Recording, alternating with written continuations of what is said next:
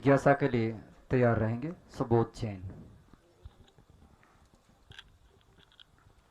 सभी मुनिराज के श्री चरणों में मेरा कोटि कोटि नमन वंदन। गुरुवर, प्रश्न तो छोटा सा है कि श्रावक के जीवन में पूजा पाठ अभिषेक और प्रतिक्रमण का क्या महत्व है, और जो वर्तमान में अभी बहुत सारे लोग वक्तामर विधान कर रहे हैं जो कि अनेक बीजाक्षरों से युक्त है, उसका भी महत्व। देखिए, हर श्रावक के लिए तीर्थंकर प्रभु ने षट आवश्यक की व्याख्या की है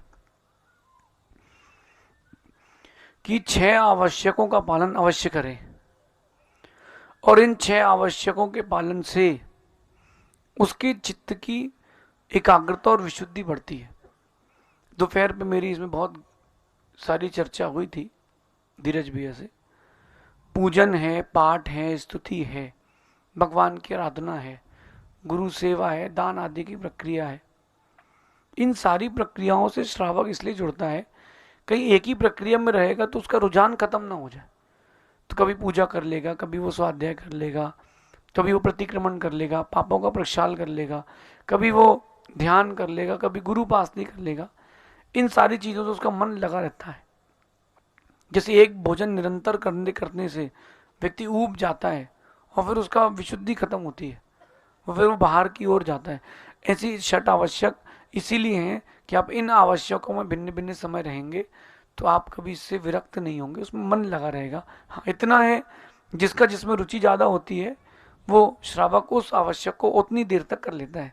किसी का स्वाध्याय में रुचि ज़्यादा है तो वो 1 घंटे का स्वाध्याय करता है, 15 मिनट की पूजा अभिषेक करता है। जिसका पूजन अभिषेक में आनंद आता है वो 1 घंटे तक पूजा अभिषेक करता है, बढ़िया पाठ करके, बिनती पढ़ के। और जिसका स्वाध्याय में रुचि, ध्यान में रुचि, तो वो ध्यान अधिक करना है। तो एक प्रकार से अपने आप को शुभ उपयोग में रखने के लिए है। रही बात भक्तांबर महामंडल विधान की, ये मेरा नहीं, बहुत सारे लोगों का अनुभव है। और इस बार भक्तांबर विधान के मंगल पाठ के बाद 7, 8, 9 जो भक्तांबर विधान होना है, इसके बाद इंदौर के लोगों को भी मालूम चलेगा कि इस विधान की ताकत क्या है।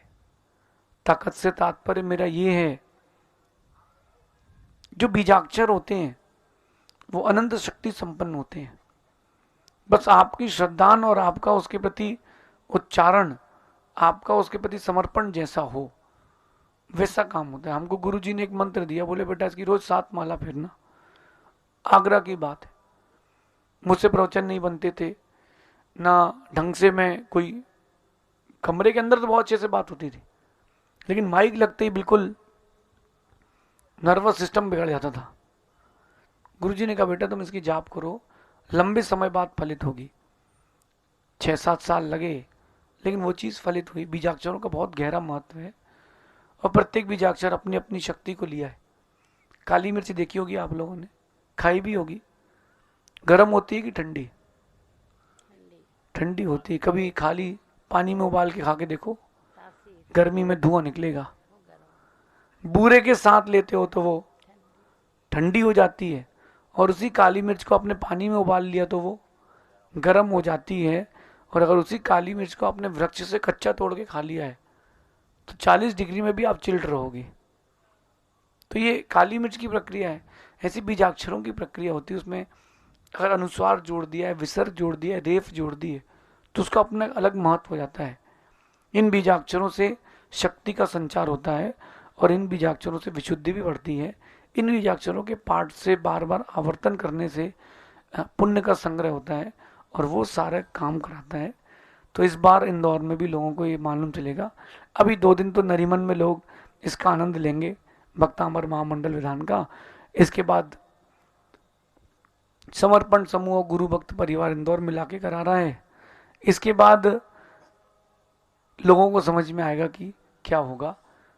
भक्तांबर मंडल विधान की बहुत महिमा है। कई बार जैसे याग मंडल विधान भी होते हैं, उनकी भी एक अपनी एक अलग शक्ति है। खाती वाला टैंक मंदिर में भी याग मंडल विधान होगा और भगवान का मूल नायक भगवान का वेदी प्रतिष्ठा होगी। इन जितने भी ये जो मंत्र हैं, इन सारे मंत्रों की आराधना से एकाग्रता बढ़ती है। कभी हिंदी में आप बोलना, इंग्लिश में बोलिए राम, बोलिए राम, बॉय, एकदम इजी हो गया। अब आप संस्कृत में उसको बोलोगे रामः, रामौ, रामाः, रामम, रामौ, रामान, आया कि नहीं है? रामेण, रामाभ्याम, रामई। तो ये जो कंठ में असर हो रहा है और जो वाइब्रेशन आ रहा है, ये सभी चीजें व्यक्ति के व्यक्तित्व के निर्माण के लिए भी काम आती हैं और एकाग्रता भी बढ़ती है, ऐसा समझिए।